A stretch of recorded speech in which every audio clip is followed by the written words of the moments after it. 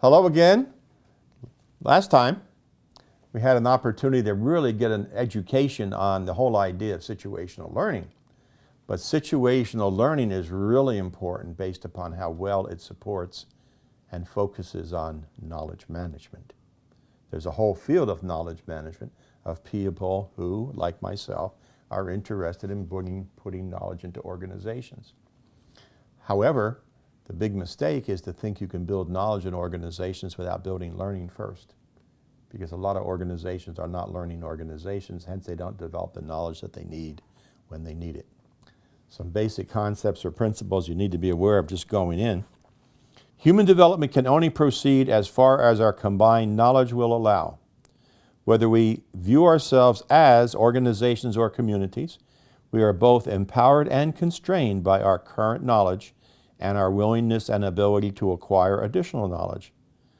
Contemporary studies and writings indicate that knowledge may be systematically created, managed, and used to enhance human development and to produce the products and services we need and desire.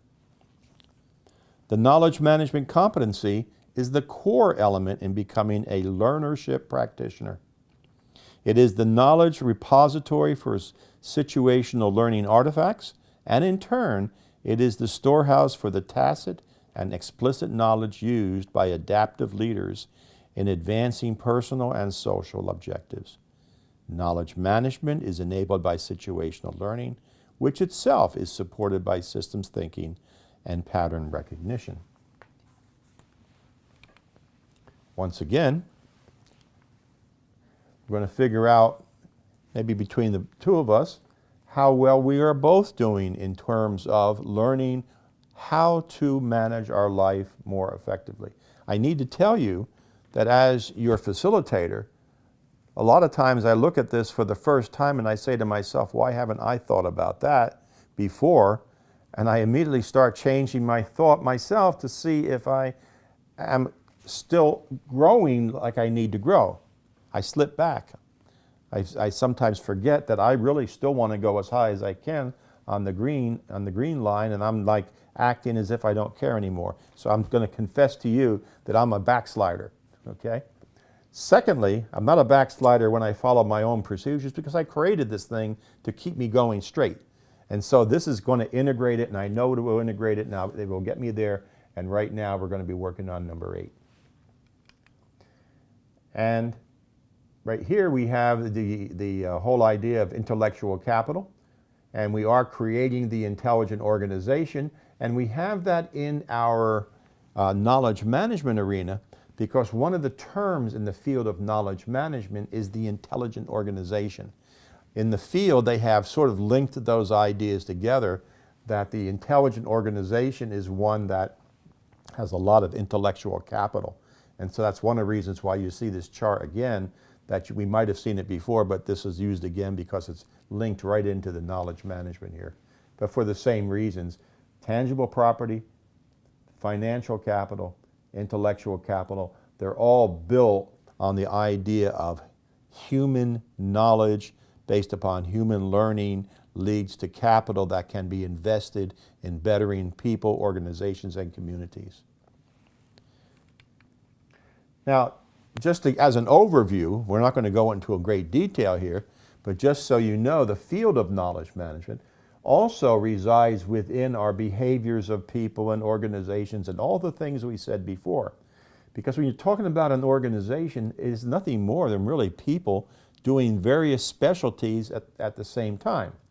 And so therefore, all of the consultants and coaches who work within the organization, and I'm not saying this is only for the organization, they realize that there are many choices when they get into community building or trying to find expertise, or they want to build social networks or storytelling. There are a number of individual projects that can be sizable and costly to implement the larger the organization is. But it's important for us to know that those opportunities for improvement are fitting within our personal, community, and organizational knowledge management boundaries per se. So this represents the whole knowledge management field, and these are players that can enhance the knowledge management field. What is important here as an additional item is this circle of 9 items. This is how you actually do the business of knowledge management. You've got to look at every process that's under consideration, and you have to say to yourself, let's identify which pieces of knowledge, not just information, but things that have been chosen to be correct, let's identify them by name. Let's find out where they can be found by the people who need to know them. Let's go about acquiring them, organizing them, analyze them, synthesize where it makes sense. Let's apply them, share them, and evaluate their effect. So there is a logic in the knowledge management business that says, if you want to build knowledge in a piece of the organization, you have to lay out and analyze the business process that you're trying to improve. And only after you lay that out do you know where to look for what purposes. And so without going into all of them, each one is a separate project opportunity. And those of us who have done knowledge management have done most of these. Okay, on the chart in front of you, what you'll see is that this is an actual organization, and that we brought to it, myself and my team, we brought to it the various kinds of things we could do. And what we did is we first analyzed what they would call their core process. They were a training organization, and they did all kinds of tasking, planning, analysis, and training programs, and they designed the training programs and executed them here. And they did the same thing for other organizations too. So this was basically a training organization. Their question was, we can't be sure that we have the latest relevant knowledge information that we're sharing. Because if you keep using lesson plans over and over and over again, you don't know that you have the latest stuff from the field where people are actually doing it, or based upon people coming and going. So what we did is, by analyzing their business processes, primarily first their core processes and then their support processes, we were able to talk about how these processes were working with the people who are actually doing them, and the problems they were having and the difficulty they were having in getting the material that they needed in order to really do the work. And the material was intangible stuff. It wasn't like tools and methodologies. It was stuff that they needed to know, they needed to have fast access to, that others produced, which meant they had to keep a good library and a good taxonomy of the things that they needed to have. And so then our goal was to figure out which one, like best practices or learning communities, which ones of these techniques were right for them to use, and then apply it and help them do that. And so knowledge management has become a very significant management improvement tool, going back to things like total quality management, process reengineering, and a lot of what seemed to be fads at the time, but people did use them and did make improvements using them. And there are so many now that you have to pick and choose what's right for you. And these are actually useful, and you can get good value from it.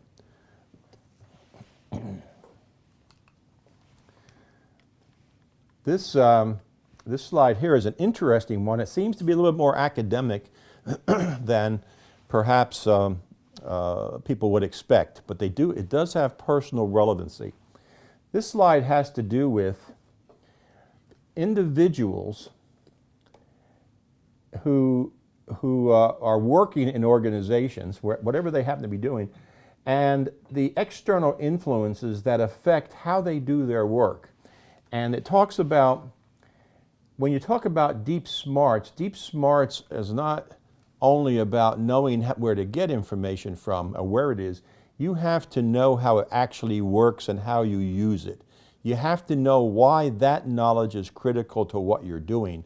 And the issue is, who provides it and what's the basis for providing it? On the internal side, the people who are the experts and the people who work with it, who do that work, they do knowledge framing. they basically say, as long as I've been in this job, this is how this job is done, and this is what the knowledge pieces are. On the outside, though, this is the influence of the social influences and the people on the outside who might be subject matter expertise, but not necessarily in this company. So they do what you call knowledge filtering. They have the ability to put frames around the knowledge and say that knowledge doesn't necessarily only fit in this category, it can fit in other categories too. In either case is a conversation of what really is necessary in what situation, but we call it deep smarts because you have to be in the field, you can't be a novice, you have to have been around, you need the experience to really be able to make a decision on these things. Same thing down here. There's shaping of it and what it is. There's also how do you get it. Internal people typically want to build databases. What they want to do is they want to say, well, let's go out and grab all the stuff we can relevant to this business, and through the experience and the expertise, we'll choose what we think is useful and we'll put that in our database, and then we'll acquire it and use it as we need it. External people who have this information are usually trying to sell it and help other people with it. So they do knowledge transferring, coaching, and they provide guided expertise that the internal people buy from the external people. So when I was a consultant, I sold my skills to IBM, to EDS, to all kinds of government agencies because they figured that we had the knowledge that they needed for what they wanted to do. Sometimes we did, sometimes we didn't, but you have to find that out only when you analyze the problem.